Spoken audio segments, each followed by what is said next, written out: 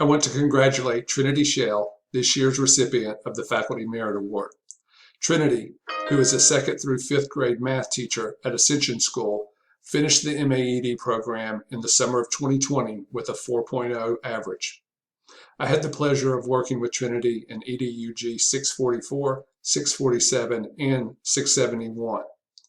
In each of these courses, Trinity distinguished herself as a thoughtful student and educator. I was particularly impressed with her work in EDUG 647, where she demonstrated herself to be an early adopter of technology. Halfway through the semester, schools moved to remote learning due to the pandemic, and Trinity shared with her classmates innovative technologies and the way in which she was implementing them with her students at Ascension. For example, she set up a green screen in her house, which she used to project a backdrop of pictures of her classroom and students to lessen their anxiety and create a welcoming learning environment. Congratulations to Trinity Shell, this year's recipient of the Faculty Merit Award.